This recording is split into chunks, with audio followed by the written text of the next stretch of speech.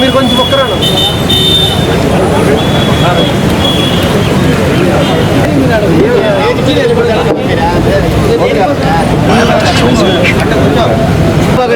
అందరికీ నమస్కారం.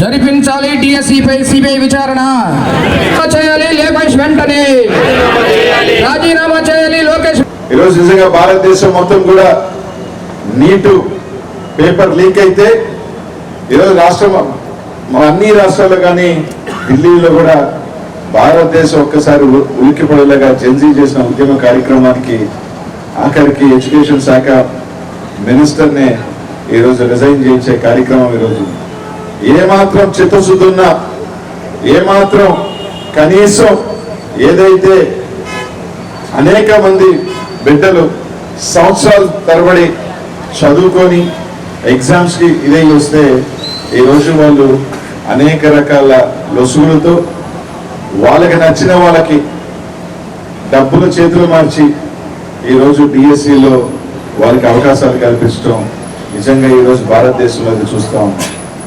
ఈరోజు చంద్రబాబు నాయుడు గారు ఆయన కొడుకుకి ఉద్యోగం వస్తే చాలు, ఆయన కొడుకు ఒకడే ఈ రాష్ట్రం అంతగా దోపిడీ చేసినా ఎటువంటి ఇది లేకుండా ఈరోజు నిరుద్యోగ వృత్తున్నాడు, 4,000 ఉన్నాడు.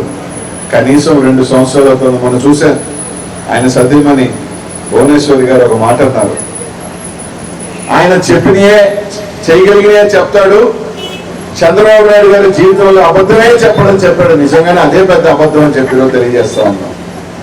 గతంలో రాజశేఖర రెడ్డి గారు చెప్పేవారు, చంద్రబాబు నాయుడు గారి నోట నిజంగానే వస్తే ఆయన తల 1000 చెక్కలవుతానని ఒక శాపం ఉందని చెప్పి ఈరోజు ఆయన ఇచ్చిన ఏ హామీ అయినా కూడా నిరుద్యోగ వృత్తి కానీ, ఫీజు రియంబర్స్మెంట్ కానీ, విద్యార్థులకు సంబంధించి ఏ ఒక్క ఇది కూడా ఈరోజు ఒక్క హామీ కూడా నెరవేర్చుకునే వ్యక్తి ఈరోజు చంద్రబాబు నాయుడు గారు కూటమి ప్రభుత్వం. ఈరోజు జగన్మోహన్ రెడ్డి గారు కూడా భారతదేశంలోని ఎవరు చేయని విధంగా ఒకేసారి 1,30,000 సెక్రటేరియట్ ఉద్యోగాలు ఇస్తే ఎక్కడా కూడా ఒక చిన్న ధర్నా కార్యక్రమం కానీ, చిన్న అవతవకలు ఉందని కానీ ఎవరు కూడా ప్రశ్నించలేని విధంగా 1,30,000 ఉద్యోగాలు ఇచ్చిన ఘనత ఆ రోజు మన ముఖ్యమంత్రి జగన్మోహన్ రెడ్డి గారితో చెప్పి తెలియజేస్తా ఉన్నాం.